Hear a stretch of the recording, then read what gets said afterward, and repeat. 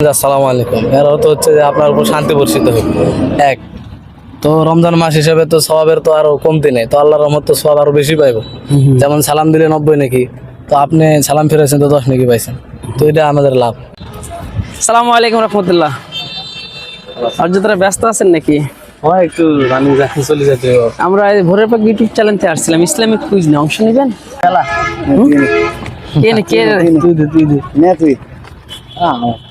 আচ্ছা, বড় কেটা দুজনের মধ্যে, তাই রাজি হয়ে যান।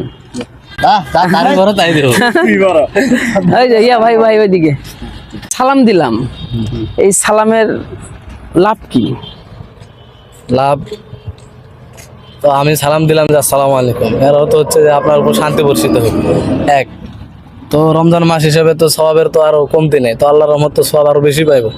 যেমন সালাম দিলে 90 নাকি, তো আপনি সালাম ফিরেছেন তো 10 নাকি পাইছেন, তো এটা আমাদের লাভ। মাশাআল্লাহ, আসলে আমার আদরের ছোট ভাই বলবো অনেক সুন্দরভাবে প্রশ্ন উত্তরটি দিয়েছে আলহামদুলিল্লাহ। কোন ব্যক্তি মারা গেলে তার রূহকে নেওয়ার জন্য 70,000 ফেরেশতা স্বাগত জানাবে? চেষ্টা করেন একটু ভাই, পারবেন আপনি? দুজনের মধ্যে ভাগাভাগি করে দিই উত্তরটা। হ্যাঁ আচ্ছা ভাই, নাম আপনার? মোহাম্মদ ইয়াকুব আলী। আচ্ছা, ধন্যবাদ, অংশ নিচ্ছেন আলহামদুলিল্লাহ। ঠিক আছে, আসসালামু আলাইকুম রহমতুল্লাহ।